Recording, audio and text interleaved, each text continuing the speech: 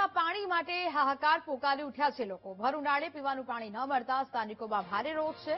ધોરાજીના ward number 5માં પીવાના પાણીની સમસ્યા ઉભી થઈ છે। સ્થાનિક મહિલાઓએ ધારાસભ્ય અને નગરપાલિકા વિરુદ્ધ સૂત્રોચ્ચાર કર્યા।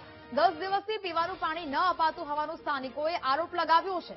ચૂંટણી સમયે નેતાઓએ 2 દિવસે પાણી આપવાનું વચન આપ્યું હતું। ચૂંટણી પૂર્ણ થતા નેતાઓ વાયદો ભૂલ્યા હોવાનો આરોપ લોકો લગાવી રહ્યા છે।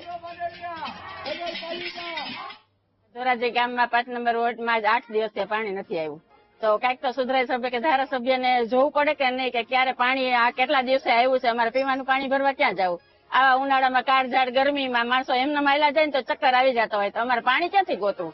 અમારે આવડા મોટા એમ લોકોને અમે ફોન કરીએ ને તો એમ કે છે કે લાઈન તૂટી ગઈ છે, તો સાથે 8 દિવસ લાઈન રિપેરિંગ કરતા થાય કઈ? ટાઈમસર વોર્ડ નંબર 5 ના બધા સભ્યો વેરો પાણી વેરો બધું કમ્પ્લીટ કરે છે, તો કેમ ધોરાજીના વોર્ડ નંબર 5 ની હાલવી હાલાકી છે કે જેથી કરીને આપણા ધારાસભ્યો કે જન્મદિવસની અંદરમાં ઉજવે છે સરકારી હોસ્પિટલની અંદરમાં, તો કેમ ધોરાજીના નાગરિકોને કેમ અહીંયા આવતા નથી? કે ધોરાજીની હાલાકી 8-8, 10-10 દિવસે હોય છે, તો એના કારણેસરથી અમે આ બધા ભેગા થયા છે અને અમારી માંગ છે કે વોર્ડ નંબર 5 ની કે અમને 1 કાતરા પાણી આપે એવી માંગ છે।